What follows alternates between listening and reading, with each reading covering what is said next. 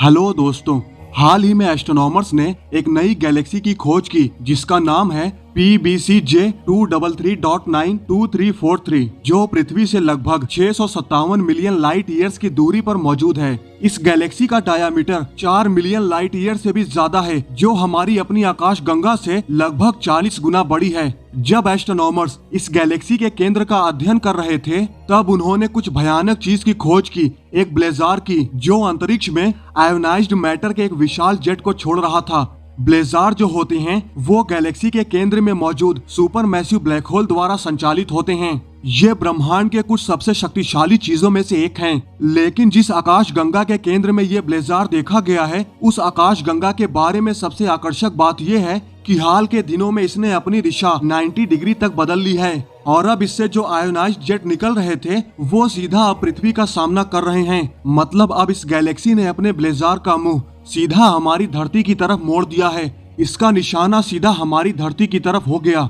Astronomers अभी निश्चित नहीं है कि इस गैलेक्सी ने इतनी अचानक अपनी दिशा क्यों बदल दी है। उनका अनुमान है कि ये किसी दूसरी आकाश गंगा से टकराई होगी, जिस वजह से इसने अपने एंगल को 90 डिग्री तक बदल दिया। हालांकि ये स्पष्ट नहीं है कि इस परिवर्तन का हमारी आकाश गंगा या पृथ्वी पर कोई प्रभाव पड़ेगा कि नहीं।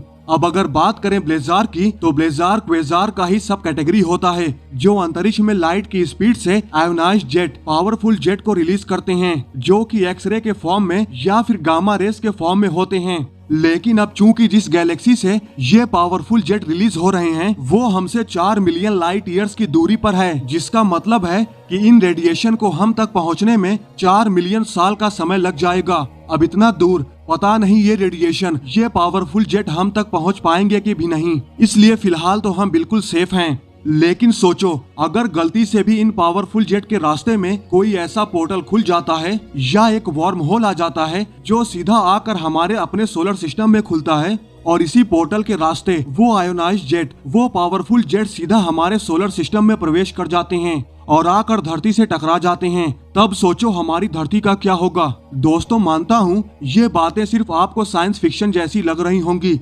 लेकिन एक पल के लिए सोचो, अगर ऐसा हो जाता है तब क्या क्या संभावनाएं हो सकती हैं। तो दोस्तों, आप एक बात जान लें कि वैज्ञानिक लंबे समय से यही मानते थे कि ब्लैक होल के जद में जाने के बाद कोई भी मैटर बचकर नहीं निकल पाता। इसका गुरुत्वाकर्षण इतना ज्यादा होता है कि यह रोशनी तक को निगल लेता है। हालांकि सिर्फ यही तरीका नहीं है जिससे ब्लैक होल विनाश का कारण बन सकता है। ब्लैक होल से ऊर्जा की ऐसी बीम निकलती रहती है जो रास्ते में आने वाली हर चीज को जलाकर राख कर सकती है। दरअसल ब्लैक होल से जो बीम निकलते हैं वो गामा रेस के फॉर्म में होते हैं। लेकिन अगर बात करें धरती की, तो हमारे पास गामा रेस से सुरक्षा करने के लिए कवच है, जिसे ओजोन लेयर कहा जाता है। हमारा जो सूरज है उससे भी हानिकारक गामा रेस निकलती हैं, लेकिन इन घातक कीड़ों से हमारी धरती का कवच, धरती की ओजोन लेयर, धरती की सतह तक आने से रोकती हैं। लेकिन अगर शक्तिशाली गामा रेस हमारी धरती के आसपास कहीं पैदा हो जाता है तो वह धरती के कवच को आसानी से तबाह कर सकता है। वैज्ञानिकों का मानना है कि गामा रेस का विस्फोट इतना ताकतवर होता है कि ये 200 प्रकाश वर्ष की दूरी से भी धरती के लिए खतरनाक साबित हो सकता है। धरती पर बरसने वाली रेडिएशन ओजोन लेयर को बर्बाद कर देंगी, पौधों की लगभग सभी प्रजातियां खत्म हो जाएंगी। फोटोसिंथेसिस यानी सूरज की रोशनी से खाना बनाने की प्रक्रिया के लिए भी ज्यादा पौधे नहीं बचेंगे और ऐसा होने से हमारे एटमॉस्फेयर में ऑक्सीजन की भारी कमी होगी। शाकाहारी जानवर भूख से मरने लगेंगे और बचे हुए जानवरों का दम घुटने लगेगा। इंसान खुद को बचाने के लिए ऑक्सीजन मास्क का इस्तेमाल करेंगे, लेकिन ये भी ज्यादा वक्त तक नहीं चलने वाला।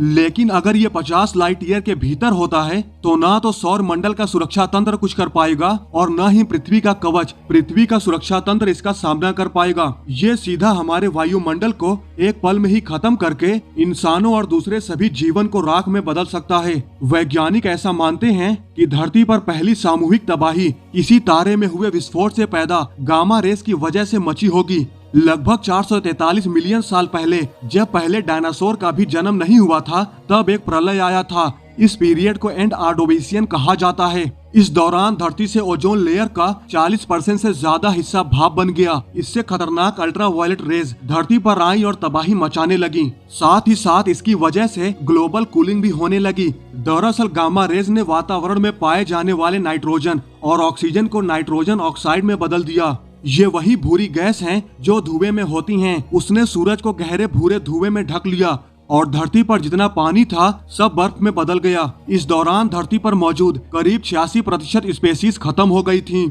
अब अगर सोचो, ऐसी कोई खतरनाक बीम अगर किसी पोर्टल के जरिए डायरेक्ट हमारे सोलर सिस्टम में घुसकर अगर हमारी धरती की ही तरफ आ जाती हैं, तो पल भर भी नहीं लगेगा कि धरती पर सब कुछ खत्म। पल के झपकाने तक का मौका भी नहीं मिलने वाला। इससे पहले ही धरती पर सब कुछ साफ हो जाएगा। वैसे आप लोग इस बारे में क्या सोचते हैं? हमें कमेंट करके जरूर बताएं।